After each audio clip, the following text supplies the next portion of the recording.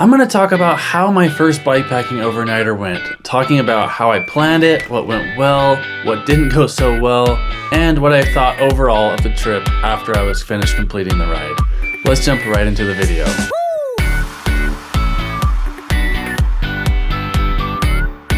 I'll also throw in some advice for you if you're thinking of doing your first bikepacking overnighter. You can learn from some of the things that I went through, and so you can do it better than I did. A quick overview of what my plan was. I planned to ride from my house and ride up across the valley, up into a canyon, and do a loop, camp halfway at the top of the mountain, and then ride back down toward my house the next day. Overall, it'd be about 45 to 50 miles total. And the elevation gained overall would be about 3,000 feet of elevation, with 2,700 feet on the first day and only 300 on the second day. So the first thing that I did is I made sure that I had all the gear that I needed. I bought a center frame bag for my bike, as well as a rear rack I built myself. I'll be making another video on this rack in the future, so subscribe if you want to see that. And then I bought a Fjallraven front rack. I ended up not actually loving this rack, but I used it for this trip and it worked out pretty nicely. But I've since upgraded to this handlebar that I have. I'll show a video right here of it. And make sure to hit that link above if you want to check that out. I'll put it in the description as well. So once I figured out where I wanted to go and then I thought it was feasible to do in 2 days, I made sure that I had all the gear that I needed. I got a sleeping bag off of Amazon. I also got a 2-person tent that's lightweight, only about 4 pounds. So it's not a super high quality bikepacking specific tent, but it's really lightweight and it worked for my first night. And I think it's something I'm going to keep using. I actually really like it. It's the Bicena 2-person tent. I'll be making a video on it in the future. And then I had other things like my food and water that I packed on my bike. I got it all packed up and figured out how I wanted to bring it. And then I was ready to get going out on the ride. I got going and I started from my house and I just went across the valley all the way up, and it was about 10 miles at this point when I got to the canyon itself. And here is the canyon is where it starts to get a little bit steep. And there I went all the way up. It took about 3 hours at least to get to this point. It was 3 hours of moving time. And I climbed up this big canyon here. It's really pretty. It got into some nice greens. And then this part right here where it turns left was a struggle. This is something I didn't really anticipate. Just looking at Google Earth, you can't tell how steep something really is unless you're, really digging into the numbers of how steep the elevation is from one point to the next. But I got going here. It wasn't even rideable on my bike. I had to bike pack this hole. It was about a mile right here. And my legs were dead at this point. It was quite a long day. I wasn't used to climbing. And with that extra gear on my bike, it was definitely a lot of work. But I did end up making it. I got all the way up to this point and almost camped. I didn't have service for quite a while from like halfway up the canyon. And I'll zoom out and you can kind of see the angle here. All the way up from like right here, all the way to the top. I didn't have any service. And then amazingly, I got service right at the top and was able to text my wife and let her know I made it to where I wanted to go. But so a few of the downsides with this was obviously it was steep and I wasn't expecting that. So it was a lot of hike-a-bike that I did, and a little bit discouraging because at some of these points, it was a 20-25% grade. So it was hard to even hike up it, let alone push a heavy bike up these steep hills. And I'll show you some pictures right here of that. And so once I got to the top, I originally planned to go down the little ravine here and then up into this next hill. You can see it's quite a bit of a drop to go down and then back up here. And it was getting dark by the time I got to this point at the end of my ride. So I wasn't going to keep going and try and camp right here because it was just not feasible. So kind of deviated my original plan. I decided not to do a loop.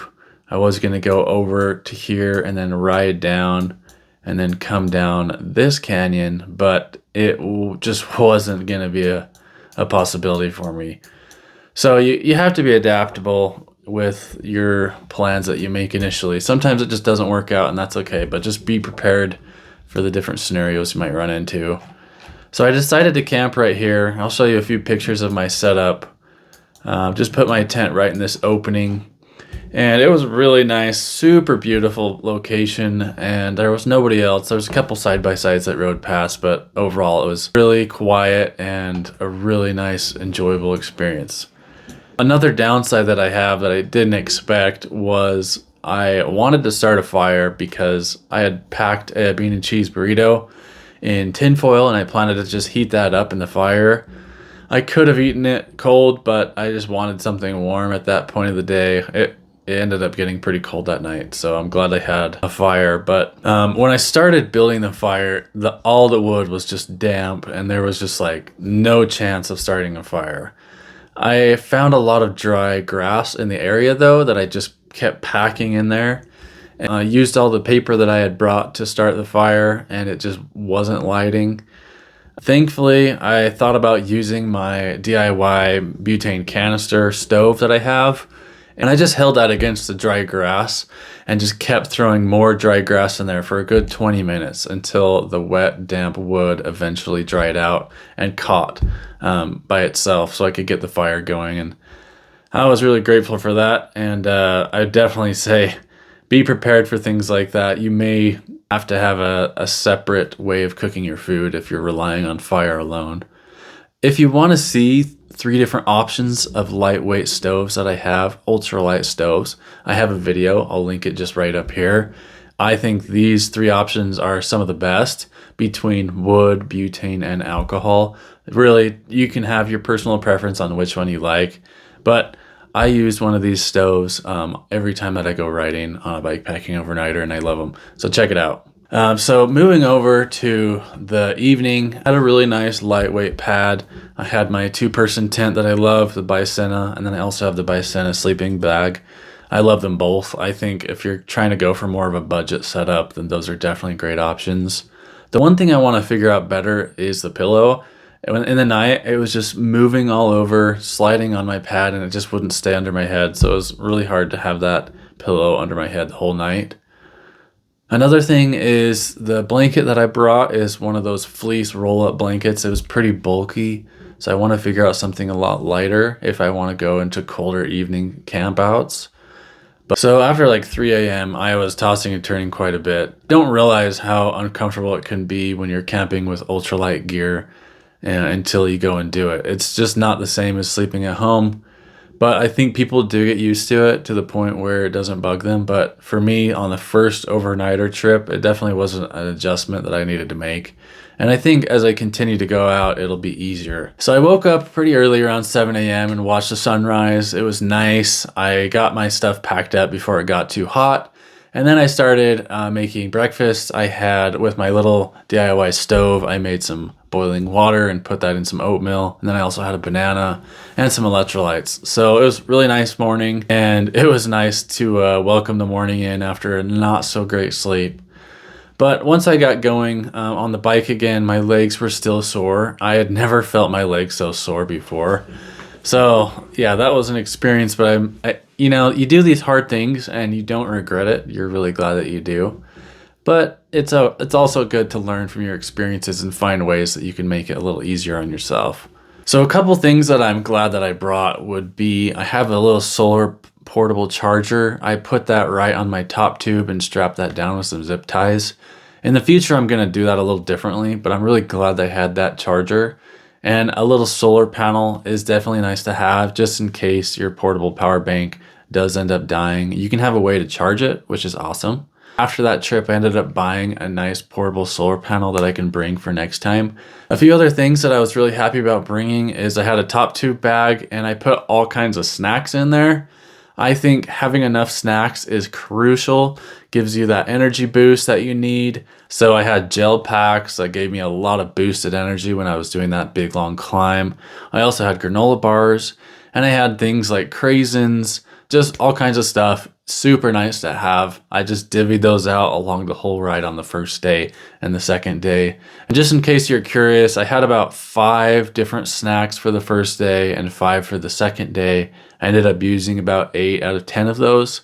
So just to give you an idea, but I would say err on the side of having too many snacks rather than not enough, because you can always, bring that extra weight and have it just in case. But if you don't have it and you need that energy, then you're really going to feel depleted. And a few items that I'd probably not bring is that fleece roll-up blanket that I had in my rear bag on my rear rack that I have made.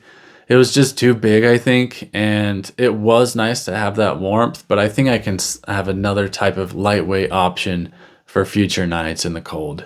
Another item that I was grateful that I brought was a camp chair. Some people don't really care about bringing camp chairs. It's kind of a controversial topic, but I brought one on my top tube, and I'm really glad that I did. It was super nice to have when I got to camp that evening, and I could just relax and make some dinner. One thing that I wish I had brought after doing all that huffing and puffing climbing that big climbing hill, I was tired. I did not want to blow up my sleeping pad. Later, I looked after the trip and found out this really unique product. It's called the FlexTail Zero 1.2 ounce pump. I made a video on this if you want to check that out. It's super handy. It's a luxury item, but I really think it's a necessity. It's super small, so it hardly takes up any space. It's hardly any weight. And you can pump up your sleeping pads within 1 minute. So it's super nice when you get to camp and you can just set it there and forget about it and have it blow up for you. So you don't have to huff and puff after you've been riding all day. Another thing I learned was I had a hydration bag on my back. It's just because I didn't know how to pack my bike super well. And I found that it really made my bottom sore after riding on the first day. Just having all that extra weight on your back definitely compresses down on your cheekbones, and it's extra weight on your bottom. So after a while of riding, it definitely gets to you. So I would say if you can pack your water down low, keep that weight down low on your bike rather than having it on your back, you're going to help yourself on long distance rides. So I finished up the day, I rode all the way back home, and it was a great experience, had a lot of fun. Now I'm going to give you just a few more tips of advice if you're planning your first bikepacking overnighter, or if you've already gone on rides, then maybe some advice that you can bring with you for your next ride. So the first thing I'd say is don't plan to do your first bikepacking trip with a huge climb. I think just having something gradual, figuring out what you like, and not having to do some huge strenuous thing on your first ride might be a good thing for you. Again, it really depends on what you're wanting to experience, but for me, I think having something challenging but not also something that's just way out of your comfort zone is probably a good thing to do on your first overnighter. Another thing I'd say is if you're bringing a lightweight pillow, you should bring something like a band or something to wrap over your sleeping pad so that your pillow is not moving around at night, so you can have a better night's sleep. And a more general rule, expect things to not go as planned. Be prepared for things that might go wrong, whether that's maintenance or having enough water in case you need to go a different route, or just anything. Just make sure that you're prepared for all scenarios that you could run into, even including weather, like having lots of rain. Make sure you have gear and you have waterproof material over your bags just in case you don't want to get all your stuff wet and be miserable on your first overnighter. So that's going to wrap it up for this video. I hope you guys learned a lot from my first bikepacking overnighter. Let me know in the comments any questions that you have or clarification that you need. Overall, I had a ton of fun on my first ride. It's something that I think you just learn and get better at as you do it. You can watch videos of other people's experiences and learn from them. But at the end of the day, just get your gear on your bike, whatever you have, even if it's big, bulky stuff, and just go out and try it out and see what works for you. Thanks for watching, and I'll see you guys in the next video.